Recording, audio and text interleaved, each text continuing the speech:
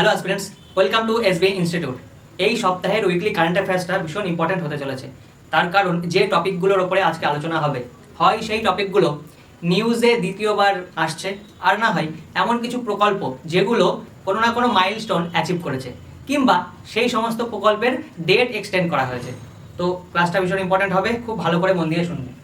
সবার প্রথমে যে টপিকটা আসছে সেটা হচ্ছে যে সংবিধান 131তম যে সংশোধনী বিল আনা হয়েছিল, সেই বিলটা লোকসভাতে পাস হয়নি। এই বিল সম্পর্কে কিন্তু আগের সপ্তাহে যে উইকলি কারেন্ট অ্যাফেয়ার্স সেখানে পড়ানো হয়েছে। তো এই বিলে প্রথমত কতগুলি সিট সংখ্যা, মানে সিট সংখ্যা বাড়িয়ে কতগুলো করার কথা ছিল নিশ্চয়ই মনে আছে। 850টা সিট সংখ্যা করার কথা ছিল, কিন্তু বিল পাস হয়নি। 850টা করার কথা ছিল, বর্তমানে কত আছে? 543, অর্থাৎ 543 থেকে 850 করার কথা ছিল, প্রস্তাব করা হয়েছিল, কিন্তু পাস হয়নি। বিষয় হচ্ছে যে কেন পাস হয়নি। তার কারণ এই বিল পাস করার জন্য প্রয়োজন ছিল স্পেশাল মেজরিটি, 2/3 ভোট দরকার ছিল। কতজন 2/3 ভোট? কতজনের?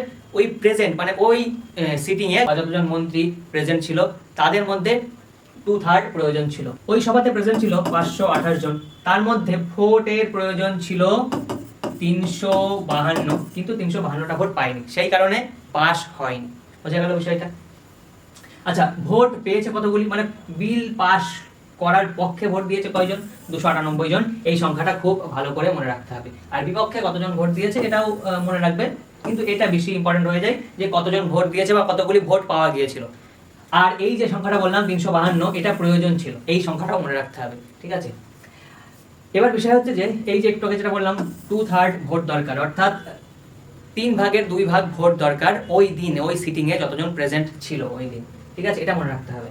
আর এই যে সংবিধানের সংশোধন বিলের ক্ষেত্রে দুই পক্ষের বিরোধ মেটাতে কোনো যৌথ অধিবেশনের আয়োজন করা হয় না, এটা মনে রাখতে হবে। তার কারণ যেহেতু বিষয়টা ভীষণ সিরিয়াস, সংবিধান সংশোধনী বিল মানেই সংবিধানের যে স্ট্রাকচার, সেই স্ট্রাকচারে পরিবর্তন আনার চেষ্টা করা হচ্ছে। তো সেই ক্ষেত্রে যদি কোনো সভা মানে বিমত পোষণ করে, কোনো সভাতে বিল পাস হচ্ছে না, তার মানে এখানেই বিলটাকে স্থগিত রাখা হবে বা প্রস্তাবটা বাতিল হয়ে যাবে। কোনো জয়েন্ট সিটিং এর মাধ্যমে কোনো রকম সুরাহা করা হবে না।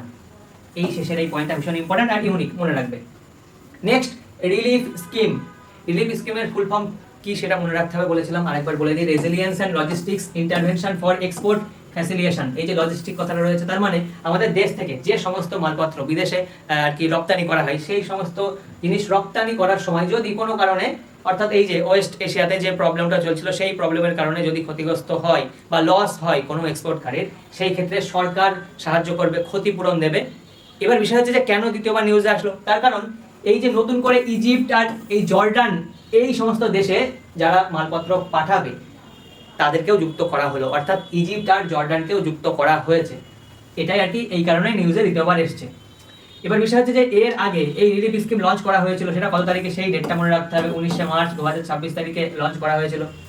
আর এর ফলে যে টোটাল এই যে নতুন দুটো দেশ যুক্ত করা হয়েছে, এই নতুন দুটো দেশ যুক্ত করার ফলে টোটাল যতগুলো দেশ আর কি এই স্কিমের আন্ডারে রয়েছে, সেই দেশের নামগুলো মনে রাখতে হবে। তার কারণ যদি কোশ্চেন এমন দেয়, দেখা গেল 4টে অপশন দিল, তার মধ্যে এমন একটা দেশের নাম দিয়ে দিল যেই দেশ এই স্কিমের আন্ডারে, যেই দেশটা অন্তর্ভুক্ত করা হয়নি, তাহলে অ্যান্সার করতে হবে। তার জন্য এই দেশগুলোর নাম মনে রাখতে হবে, এই দেশগুলোর নাম মুখস্থ করতে হবে। নেক্সট, খুর রোগ বা ফুট অ্যান্ড মাউথ ডিজিজ, ভীষণ ইম্পর্টেন্ট, রিসেন্টলি ছড়াতে শুরু করেছে। সবার আগে বলে দিই যে খুর আর এই খুর রোগ বা এই যে ফুট অ্যান্ড মাউথ ডিজিজটা কি? এই যে গরুর পায়ে এই যে খুরে যে প্রবলেমটা দেখা যাচ্ছে, এই প্রবলেম, গরুর মুখে ঘা হচ্ছে, ফুসকুড়ি হচ্ছে, এই রোগটা সাধারণত কোন পশুদের হয়? ক্লোভেন হুপড অ্যানিমেলদের হয়। ক্লোভেন হুপড বলতে এই যে যাদের পায়ের এই অংশটা দুই ভাগে বিভক্ত, তাদেরকে বলা হচ্ছে ক্লোভেন হুপড অ্যানিমেল। এদেরই সাধারণত হচ্ছে এই রোগ, ঠিক আছে? এবার এই বিষয় হচ্ছে যে এই রোগের ফলে, মানে এই রোগ কি কারণে, কোন ভাইরাসের কারণে ছড়াচ্ছে, সেটা হচ্ছে এই যে পিকোরনা ভিরিডাই পরিবারের অন্তর্ভুক্ত একটি এই যে অ্যাস্থো ভাইরাস, এর মাধ্যমে এই রোগটা ছড়াচ্ছে। এই রোগের লক্ষণ কি? প্রথমত গরু বা এই অ্যানিমেল বা পশুদের গায়ে প্রথমে ভীষণ জ্বর হবে, তারপরে কিছু কিছু ফুসকুড়ি দেখা যাবে, এই যেমন পায়ে এই যে স্কিনে ফুসকুড়ি দেখা যাবে, মুখে। তো এর কারণে কি হচ্ছে? এরা ঠিকমতো খেতে পারছে না, চলাফেরা করতে এদের অসুবিধা হচ্ছে। তো এর কোনো ওষুধ তো এখনো বেরোয়নি, তবে কিছু কিছু পন্থা অবলম্বন করা যেতে পারে। যেমন সাধারণত এই পশুদেরকে লবণ জলে স্নান করানো হচ্ছে, তারপরে যারা আক্রান্ত হচ্ছে তাদেরকে সেপারেট রাখার চেষ্টা করা হচ্ছে, যাতে ওদের থেকে অন্য পশুদের মধ্যে ছড়িয়ে না যায়। এবার বিষয় হচ্ছে যে কি কি মাধ্যমে ছড়িয়ে পড়ছে, অর্থাৎ মাধ্যমগুলো কি কি, সেটা হচ্ছে যে এই আক্রান্ত গরুর যে অবশিষ্ট মানে খাদ্য, তাহলে গরু খেতে খেতে পড়ে যাচ্ছে সাইড থেকে, সেই সমস্ত খাবার যদি অন্য গরু খায় তাদের হয়ে যাবে। তারপরে গরুর যে অবশিষ্ট মানে গরুর যে গোবর, সেই গোবর থেকেও। তারপরে অনেক সময় এটা মনে করা হচ্ছে যে মানুষের মাধ্যমেও, দেখা গেল কোনো ব্যক্তি খেতে দিচ্ছে, তার শরীরের সাথে কোনোভাবে কন্ট্যাক্ট হচ্ছে, তো অন্য গরুদের মধ্যেও বা পশুদের মধ্যেও ছড়িয়ে যাচ্ছে এইভাবে। আর এটাও মনে করা হচ্ছে যে বায়ুর মাধ্যমেও ছড়াচ্ছে, অর্থাৎ বায়ু বাহিত বলেও মনে করা হচ্ছে। তো নিউজে রয়েছে, রিসেন্টলি নিউজে দেখা গিয়েছে, তো পরীক্ষায় আসতে পারে, ভালো করে দেখে নেবে বা জেনে নেবে। Next, state of India's bats, সল ব্যাট 2024-25 রিপোর্ট ভীষণ ইম্পর্টেন্ট। তার কারণ ভারতে এই প্রথমবার এই রিপোর্ট পাবলিশ করা হয়েছে। ব্যাট অর্থাৎ বাদুড়ের উপরে সমীক্ষা করা হয়েছে। এই সমীক্ষায়, এই যে সমীক্ষার নাম এটা মনে রাখতে হবে, সল ব্যাট 2024-25। রিপোর্টটি কি, কারা পাবলিশ করেছে? Nature conservation foundation and bat conservation international, এই দুটো সংস্থা একত্রে এই রিপোর্টটি পাবলিশ করেছে। এবার বিষয় হচ্ছে যে এই রিপোর্টের মাধ্যমে দেখা গিয়েছে যে ভারতে প্রচুর প্রচুর প্রজাতির বাদুড় রয়েছে। তার মধ্যে সব থেকে বেশি পরিমাণে প্রজাতি দেখা গিয়েছে ওয়েস্ট বেঙ্গলে 68টি প্রজাতি, মেঘালয়ে দেখা গিয়েছে 65টি প্রজাতি। আর এটাও লক্ষ্য করা গিয়েছে যে কিছু কিছু বাদুড়ের প্রজাতি আছে যারা ভীষণ ইউনিক, কেবলমাত্র 2-1টি জায়গাতেই পাওয়া যাচ্ছে। যেমন এই যে প্রথমত এই একটা বাদুড়ের প্রজাতি বাম্বেলবি ব্যাট বলা হচ্ছে, খুব ছোট ক্ষুদ্র, এই যে আঙুলের উপরে রয়েছে, মিনিমাম 2 গ্রাম ওজন হয় এদের। তারপরে এই যে এটা হচ্ছে নিকোবর আইল্যান্ডের ফ্লাইং ফক্স বলা হয়, অনেকটা শেয়ালের মতো দেখতে, এই যে গলায় কেশর আছে, এই জন্য ফ্লাইং ফক্স বলা হচ্ছে। আর টোটাল ভারতে মোট 135টি প্রজাতির বাদুড় পাওয়া যায়, এটা মনে রাখতে হবে। এর মধ্যে 16টি এন্ডেমিক ক্যাটাগরির মধ্যে পড়ছে আর 7টি বিপন্ন ক্যাটাগরির মধ্যে পড়ছে। এই ইনফরমেশনগুলো মনে রাখতে হবে। যেহেতু ভারতে প্রথম এই রিপোর্টটা পাবলিশ করা হয়েছে, সেই জন্য ভীষণ ইম্পর্টেন্ট হয়ে যায়। নেক্সট, সমৃদ্ধ গ্রাম উদ্যোগ এর আগে লঞ্চ করা হয়েছিল, এর আগের উইকলি কারেন্ট অ্যাফেয়ার্সে পড়ানো হয়েছিল এই টপিকটা, কিন্তু বিষয় হচ্ছে যে দ্বিতীয়বার কেন নিউজে আসলো, তার কারণ এই যে WSIS উইসিস প্রাইজের জন্য নমিনেটেড হয়েছে এই প্রকল্পটি, সমৃদ্ধ গ্রাম উদ্যোগ।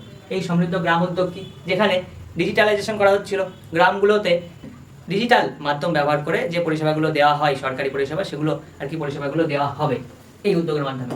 সেখানে ব্যবহার করা হচ্ছিল ভারত, অর্থাৎ ভারত নেটের মাধ্যমে এই পরিষেবাগুলো দেওয়ার ব্যবস্থা করা হয়েছে। তার জন্য প্রথম কোন এরিয়াতে লঞ্চ করা হয়েছিল পাইলট প্রজেক্ট হিসাবে? মধ্যপ্রদেশের উমরিতে, এটাও বলা হয়েছিল। এই স্থানের নামটা ভীষণ ইম্পর্টেন্ট, পরীক্ষায় আসার চান্সটা খুব বেশি।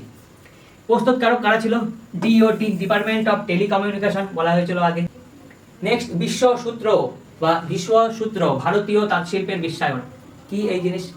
এই যে 61st ফেমিনা মিস ইন্ডিয়া আয়োজন করা হয়েছে, সেই ফেস্টে ভারতের 30টি রাজ্যের 30 রকম যে বুনন পদ্ধতি শোকেস করা হয়েছে ওইখানে। কি কারণে? প্রমোট করার জন্য, ভারতের হস্তশিল্পকে প্রমোট করার জন্য, বিশ্ব দরবারে তার চাহিদা বাড়ানোর জন্য।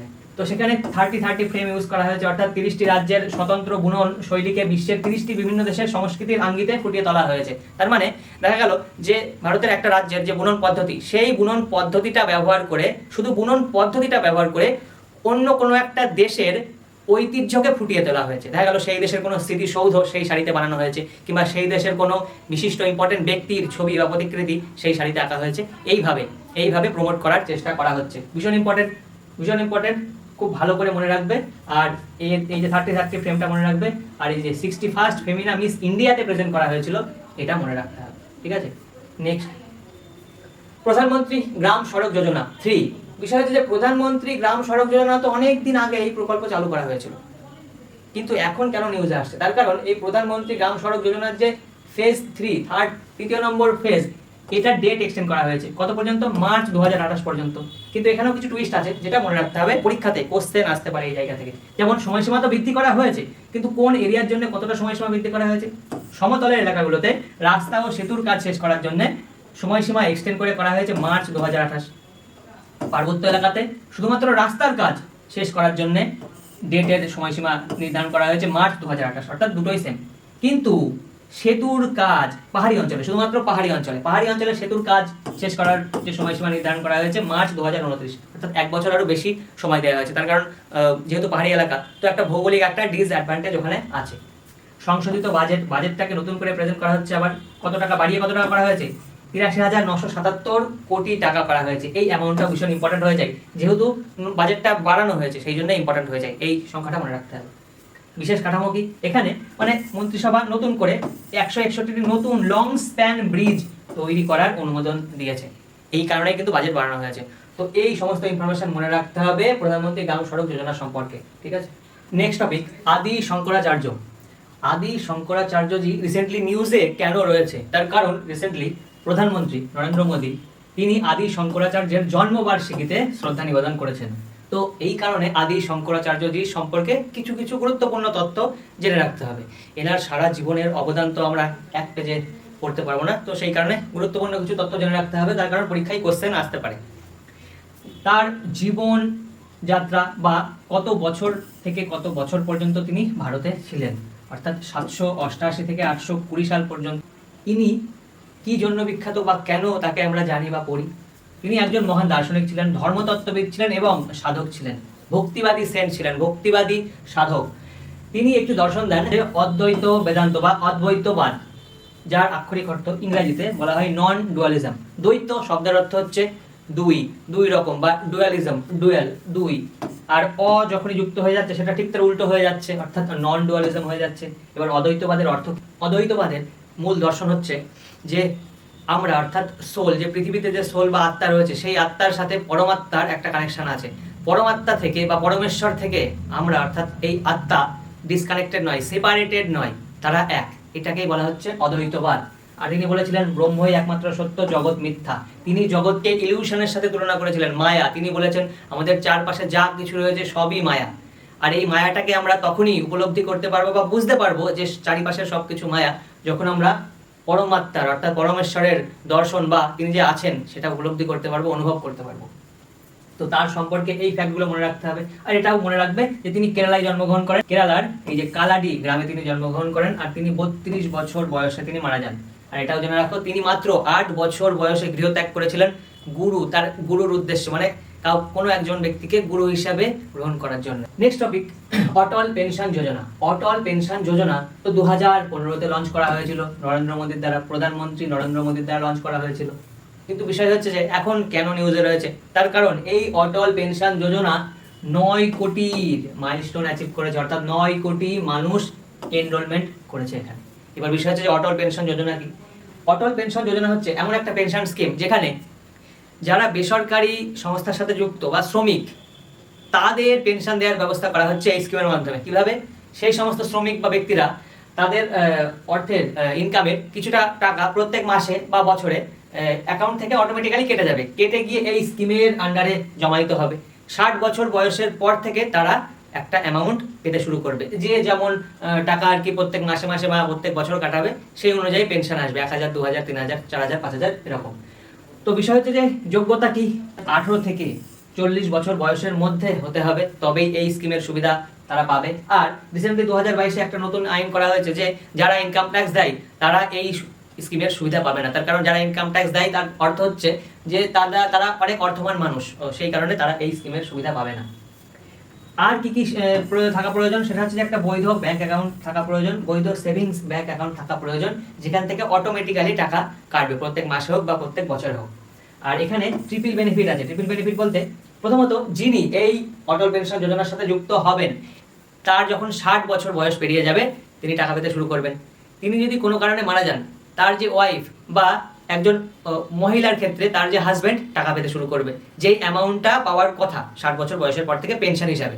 এবার দেখা গেল যে ওয়াইফ হাজব্যান্ড দুইজনই মারা গেল, তারপরে নমিনি হিসাবে যার নাম লেখা থাকবে সে টাকাটা পাবে, তাও আবার কি টোটাল যে অ্যামাউন্টটা জমায়েত হয়েছে সেই অ্যামাউন্টটা পেয়ে যাবে। বোঝা গেল? এই সমস্ত ফ্যাক্ট মনে রাখতে হবে, খুব ভালো করে নামটা মনে রাখতে হবে। নেক্সট, ভারত শ্রীলঙ্কা ডাইভিং মহড়া, ভীষণ ইম্পর্টেন্ট। এই একটা ইউনিক একটা মহড়া, যেখানে আমরা এর আগে তো অনেক সামরিক মহড়া দেখেছি, তার মধ্যে এটা একটা ইউনিক হয়ে যাচ্ছে মহড়াটা, তার কারণ এটা under water exercise, diving exercise, diving মহড়া। কার সাথে? শ্রীলঙ্কার সাথে। আয়োজিত হচ্ছে কোথায়? শ্রীলঙ্কাতেই, শ্রীলঙ্কার কলম্বোতে। আর এটাও মনে রাখতে হবে যে এটা ৪র্থতম এডিশন এটার। আর এর মূল লক্ষ্য কি? আন্ডার ওয়াটার স্যালভেজ, অনুসন্ধান ও উদ্ধার। অর্থাৎ দেখা গেল কোনো কারণে জাহাজ ডুবি হয়ে গেল, গুরুত্বপূর্ণ কোনো দামি জিনিসপত্র জলের তলায় ডুবে গেল, সেই ক্ষেত্রে খোঁজ করার জন্যও কিন্তু এই মহড়া আর কি কন্ডাক্ট করা হচ্ছে, যাতে যে নতুন নতুন পদ্ধতি শিখতে পারে ডুবুরিরা। আর এখানে এই যে ভিসম কিউব বা ভিস্ম কিউব, দুটো কিউব শ্রীলঙ্কাকে দেওয়া হয়েছে। কি এই ভিসম কিউব বা ভিস্ম কিউব? এই যে ভিসম কিউব, এটাকে বলা হচ্ছে মোবিল হেলথ কেয়ার সিস্টেম, মানে যেখানে সেখানে ড্রপ করা যাবে বা যেখানে সেখানে নিয়ে যাওয়া যাবে, সেখানে গিয়ে ওই ফ্যাসিলিটিটা ওপেন করা যাবে, এইভাবে ওপেন করা যাবে। এবং বিভিন্ন রকম হেলথ কেয়ারের যে সমস্ত সুবিধা থাকে তার বেশিরভাগ সুবিধা এখানে আছে। এই ভিসম কিউব দুটো দেওয়া হয়েছে শ্রীলঙ্কাকে। তার পাশাপাশি আরো কিছু জিনিস দেওয়া হয়েছে, যেমন এই যে 50,000 রাউন্ড 9mm অ্যামিউনিশন দেওয়া হয়েছে। এইটাও খুব ইম্পর্টেন্ট, মনে রাখতে হবে। নেক্সট আমরা কিছু কোশ্চেন করে নেবো। প্রথমে কোশ্চেনগুলো তোমরা অ্যাটেন্ড করার চেষ্টা করবে, তারপরে আমার অ্যান্সার দেখে নেবে যদি না পারো সেই ক্ষেত্রে। লোকসভায় প্রয়োজনীয় কত সংখ্যাগরিষ্ঠতা অর্জনে ব্যর্থ হওয়ায় সংবিধান অর্থাৎ 131তম সংবিধানে বিল বাতিল হয়ে গেছে? 2/3, 3/2 ভোট দরকার ছিল। ভারত সরকার রিলিফ স্কিমের ভৌগোলিক পরিধি বৃদ্ধি করে নতুন কোন দুটি দেশকে অন্তর্ভুক্ত করেছে? নতুন কোন দুটি দেশ? ইজিপ্ট আর জর্ডান। এই দেশের নাম দুটো ভীষণ ইম্পর্টেন্ট হয়ে যায়, যেহেতু পরবর্তীতে পরে অ্যাড করা হয়েছে সেই কারণে এই দুটো দেশের নাম মুখস্থ রাখতে হবে। আর এর পাশাপাশি ওই স্লাইডে যে সমস্ত দেশগুলোকে অন্তর্ভুক্ত করা হয়েছে এই স্কিমের আন্ডারে, ওই দেশগুলোর নামও একবার পড়ে নেবে। নেক্সট, সম্প্রতি কোন আন্তর্জাতিক সংস্থা ক্ষুররোগ এর SAT1 সেরোটাইপ নিয়ে জরুরি সতর্কতা জারি করেছে? এই যে WOAH, বিশ্ব প্রাণী স্বাস্থ্য সংস্থা। নেক্সট, ভারতের বাদুড় প্রজাতির ওপর প্রথম জাতীয় স্তরের মূল্যায়ন রিপোর্টের নাম কি? সলভ্যাট 2024-25 রিপোর্ট। ভীষণ ইম্পর্টেন্ট এই রিপোর্টটা, তার কারণ ভারতের প্রথম যেহেতু, সেই কারণে ভীষণ ইম্পর্টেন্ট হয়ে যায়। নেক্সট, ভারতের কোন দুটি রাজ্যে বাদুড়ের বৈচিত্র্য সবচেয়ে বেশি? কোন দুটি রাজ্যে? পশ্চিমবঙ্গে 68, মেঘালয়ে 65 টাইপ বাদুড় পাওয়া গিয়েছে। ভারতের সমৃদ্ধ গ্রাম উদ্যোগটি কোন বৈশ্বিক পুরস্কারের জন্য মনোনীত হয়েছে? ভারতের সমৃদ্ধ গ্রাম উদ্যোগটি কোন বৈশ্বিক পুরস্কার? এই যে Y6WSIS প্রাইজ 2026। নেক্সট, ভারতের প্রথম সমৃদ্ধি কেন্দ্র সম্প্রতি মধ্যপ্রদেশের কোন গ্রামে উদ্বোধন করা হয়েছে? উমরি। পাইলট প্রজেক্ট হিসেবে উমরিতে প্রথম লঞ্চ করা হয়েছে। কেন্দ্রীয় মন্ত্রিসভা প্রধানমন্ত্রী গ্রাম সড়ক যোজনা 3 কত সাল পর্যন্ত চালিয়ে যাওয়ার অনুমোদন দিয়েছে? 2028 মার্চ পর্যন্ত। তবে পার্বত্য এলাকাতে 1 বছর এক্সট্রা সময় দেওয়া হয়েছে ব্রিজগুলো বানানোর জন্য। অদ্বৈত বেদান্ত দর্শনের প্রধান প্রবক্তা আদি শঙ্করাচার্যের আনুমানিক জীবনকাল কত? 788 থেকে 820 খ্রিস্টাব্দ। 32 বছর তিনি বেঁচে ছিলেন। অটল পেনশন যোজনা সম্প্রতি কত কোটি মোট গ্রস এনরোলমেন্ট অতিক্রম করার মাইল ফলক অর্জন করেছে? 9 কোটি। তো আজকের ক্লাস এই পর্যন্তই। আশা করি প্রত্যেকটা স্লাইড বা প্রত্যেকটা টপিক তোমরা খুব ভালো করে মন দিয়ে শুনেছো আর প্রত্যেকটা ইম্পর্টেন্ট ফ্যাক্ট নোট ডাউন করে নিয়েছো। ঠিক এইরকমই আরও ক্লাস পেতে আমাদের চ্যানেলটিকে সাবস্ক্রাইব করো এবং পরবর্তী ক্লাসগুলোর জন্য অবশ্যই অপেক্ষা করো। Thank you.